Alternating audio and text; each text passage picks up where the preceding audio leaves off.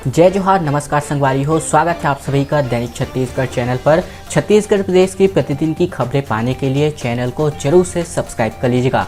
सबसे पहले बड़ी खबर से शुरुआत करें, जहां पर महामारी का जो संक्रमण है एक बार फिर से लगातार बढ़ता हुआ दिखाई दे रहा है। इस संक्रमण के बीच जो है आपातकालीन बैठक जो है मुख्यमंत्री भूपेश बघेल की अध्यक्षता में संपन्न हुआ है। इस बैठक में जो है फैसला लिया गया है कि पूरे राज्य में आज से यानी कि बीते दिन से मास्क पहनना एक बार फिर से बहुत ही ज़्यादा जरूरी कर दिया गया है। मास्क नहीं पहने लोगों पर 100 रुपये का जुर्माना जो है रखा गया है। रायपुर, दुर्ग, राजनांदगांव में महामारी के सबसे ज़्यादा केसेस पाए जा रहे हैं। एयरपोर्ट में भी इसकी जांच शुरू हो गई है। प्रदेश में एक बार फिर से फैल रहे महामारी संक्रमण, खास करके राजधानी रायपुर, दुर्ग और राजनांदगांव में ज़्यादा मामले सामने आने के बाद मुख्यमंत्री भूपेश बघेल ने प्रदेश में मास्क एक बार फिर से अनिवार्य करने के निर्देश जारी किए हैं।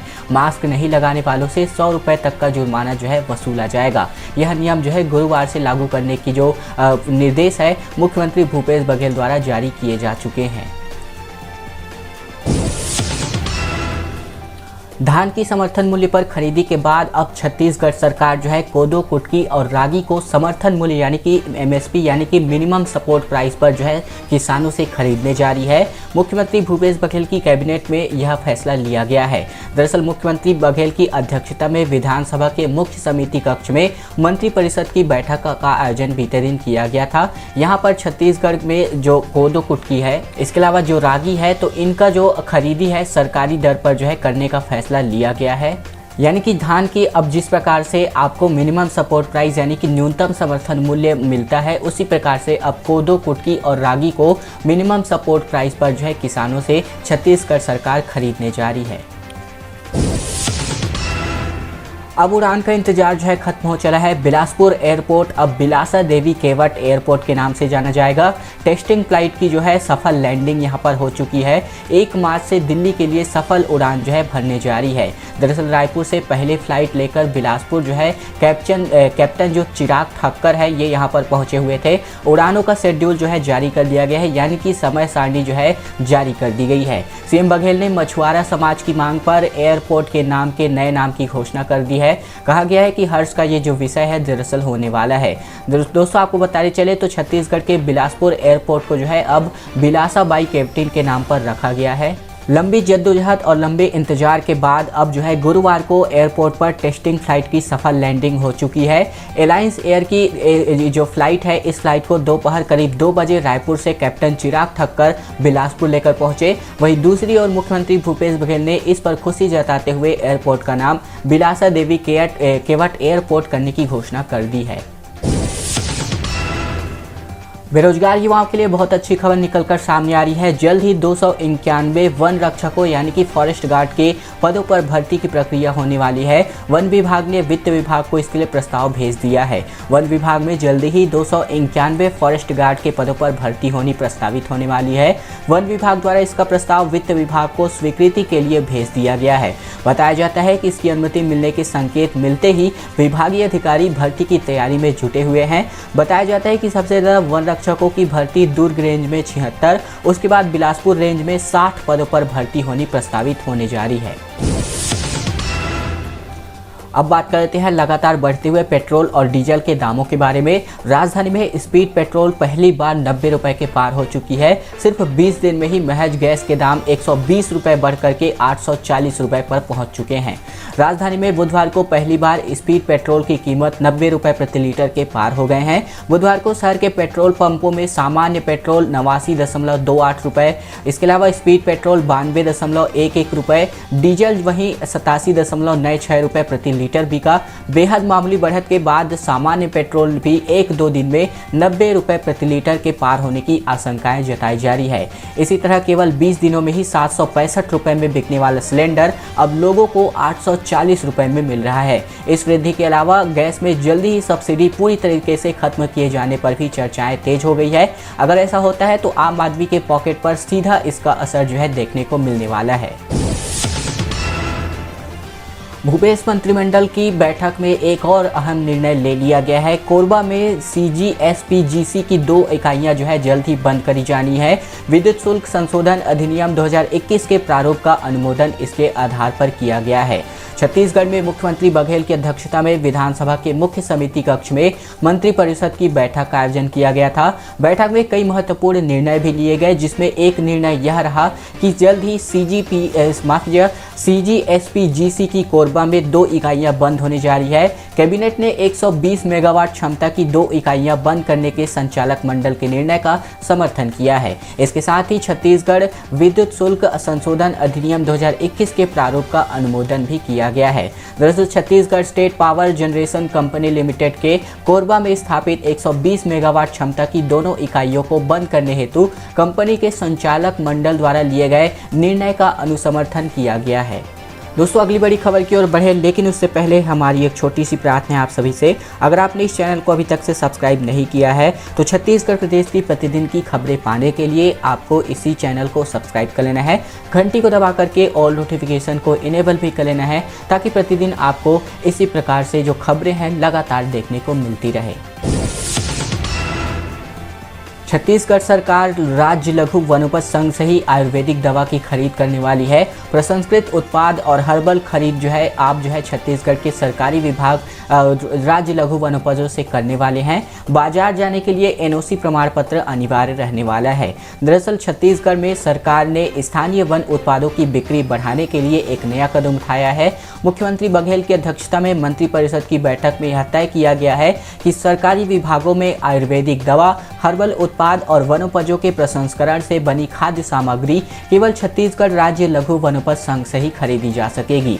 राज्य लघु वनोपज संघ के पास उत्पाद उपलब्ध नहीं होने की स्थिति में शासकीय विभागों को संघ से NOC लेनी होगी। उसके बाद ही वे खुले बाजारों से उन उत्पादों की खरीदी कर सकेंगे। तो ये महत्वपूर्ण निर्णय लगातार किया जा रहा है। अबूझमाड़ पीस हाफ मैराथन 27 फरवरी को प्रस्तावित है। देश विदेश के लगभग 11,000 से ज़्यादा प्रतिभागी इस मैराथन में शामिल होने वाले हैं। छत्तीसगढ़ के नारायणपुर जिले में 27 फरवरी को आयोजित होने वाले अबूझमाड़ पीस हाफ मैराथन की तैयारियां लगभग पूरी हो चुकी हैं। बस्तर संभाग के कमिश्नर GR चुरेंद्र और IG P सुंदरारज आज नारायणपुर पहुँच करके अबूझमाड़ पीस हाफ मैराथन की तैयारियों का जायजा लिया है। उन्होंने समीक्षा बैठक में अधिकारियों को आवश्यक दिशा निर्देश भी जारी किए हैं। अगर आप इस अबूझमाड़ मैराथन में शामिल होना चाहते हैं तो बहुत अच्छी बात है। आपको बहुत ही भारी भरकम इनाम इसके अनुसार मिलने वाला है।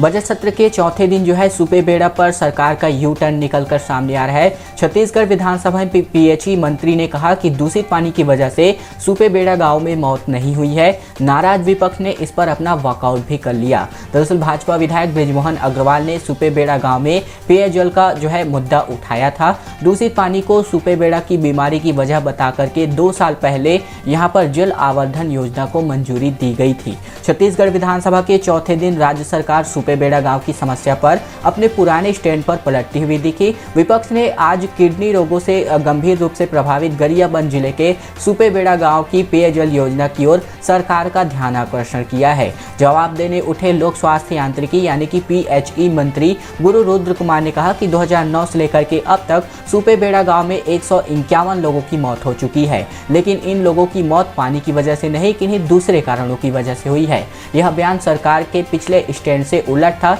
इसलिए यहां पर विपक्ष ने अपना वॉकआउट कर लिया।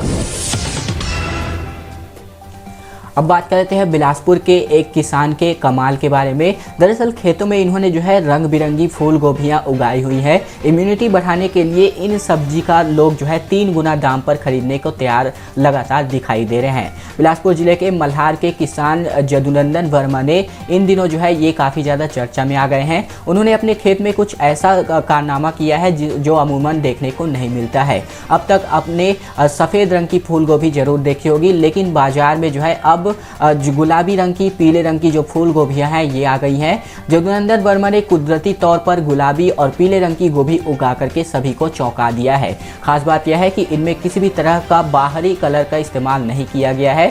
गुलाबी और पीले रंग की एक जो फूल गोभी है, जैसा कि आप सभी देख सकते हैं, ये पूरी तरीके से नेचुरल है। पर्यावरण मंडल का एक आदेश जो है छत्तीसगढ़ के हाई कोर्ट द्वारा निरस्त कर दिया गया है। छत्तीसगढ़ में अब दूसरे राज्यों से उद्योगों का कचरा नहीं आएगा। हाई कोर्ट ने आदेश को अवैधानिक बताते हुए इसको पूरी तरीके से खारिज कर दिया है। छत्तीसगढ़ पर्यावरण मंडल ने फरवरी 2020 में अनुमति दी थी। इसके खिलाफ एक जनहित याचिका दायर की गई थी, जिस पर अब सुनवाई हो चली है। प्रदेश में कचरे के उपचार, भंडारण, निपटान की सुविधा नहीं है। इससे जल, जंगल और हवा, मिट्टी को खतरा है। इसलिए अब यहाँ पर यानी कि छत्तीसगढ़ में अब दूसरे राज्यों से उद्योगों का कचरा नहीं लाया जाएगा। छत्तीसगढ़ में सेना भर्ती रैली का आयोजन जो है जल्द ही किया जाना है। रैली स्थल के बाहर न्यूनतम दर पर जो है इन युवाओं को जो है खाना मिलने वाला है। बस स्टैंड और रेलवे स्टेशन में पूछताछ केंद्र जो है बनाए गए हैं। पंडित रविशंकर शुक्ल स्टेडियम में 12 मार्च तक जो है यह भर्ती रैली चलने वाली है। हर दिन 5000 से भी अधिक अभ्यर्थी आने की उम्मीद जताई जा रही है। अभ्यर्थियों के लिए रहने और खाने का इंतजाम सरकार द्वारा किया जा रहा है। बस व ट्रेन से आने वालों के लिए सिटी बस की व्यवस्था भी की जा रही है। छत्तीसगढ़ के दुर्ग में 3 मार्च से थल सेना भर्ती रैली का आगाज हो रहा है, जो कि 12 मार्च तक चलने जा रही है। वही 2016 के बाद अब सेना भर्ती रैली का आयोजन होने जा रहा है। इस रैली में लगभग 28 जिलों के करीब 50,000 अभ्यर्थी शामिल होने वाले हैं। जिला प्रशासन की ओर से अभ्यर्थियों के आने जाने, रहने और खाने के विशेष इंतजाम कर दिए हैं। कलेक्टर डॉक्टर सर्वेश्वर नरेंद्र भूरे ने कहा है कि भर्ती रैली में पारदर्शिता के साथ जो है इसका आयोजन होने वाला है। अफवाह पर ध्यान न देने के लिए गुहार जो है करी गई है। एक बार फिर से महामारी का जो ग्राफ है लगातार बढ़ता हुआ छत्तीसगढ़ में दिखाई दे रहा है। मुंगेली में कॉलेज छात्र, जसपुर में 2 स्कूल टीचर पॉजिटिव। इसके अलावा राज्य में 10 दिन में अगर मैं बात करूं तो 2581 नए संक्रमितों की पुष्टि हुई है। बीते 10 दिन में 35 लोगों की मौत का मामला भी निकलकर सामने आ रहा है। राजनांदगांव, बिलासपुर और दुर्ग में ही 10 दिनों में 830 केसेस सामने आ गए हैं। इनमें से 7 मरीजों की मौत का मामला भी सामने आया है। प्रदेश में अब तक संक्रमण के चलते 3813 और बिलासपुर में 274 मरीजों की मौत हो चुकी है। छत्तीसगढ़ में एक बार फिर से महामारी ने पैर पसारना शुरू कर दिया है। अब मुंगेली के साइंस कॉलेज में एमएससी का छात्र, जसपुर के नारायणपुर शासकीय हाई स्कूल में 2 टीचर पॉजिटिव मिले हैं। कॉलेज को 27 फरवरी तक के लिए बंद कर दिया गया है। वहीं नारायणपुर स्कूल में मिली दोनों टीचरों को अस्पताल में भर्ती कराया गया है। अब स्कूल स्टाफ और बच्चों का जो टेस्ट है वो यहाँ पर कराया जाना प्रस्तावित है। दोस्तों, आज की खबरों का सिलसिला यहीं तक का था। अगर आपको यह वीडियो पसंद आया तो वीडियो को लाइक कर लेना है, चैनल को सब्सक्राइब भी कर लेना है, घंटी को दबा करके ऑल नोटिफिकेशन को इनेबल भी कर लेना है, ताकि आपको छत्तीसगढ़ प्रदेश की प्रतिदिन की खबरें इसी प्रकार से आपके अपने इसी चैनल यानी कि दैनिक छत्तीसगढ़ पर देखने को मिलती रहे। अगली वीडियो में फिर आपसे मुलाकात होगी। तब तक के लिए धन्यवाद। नमस्कार।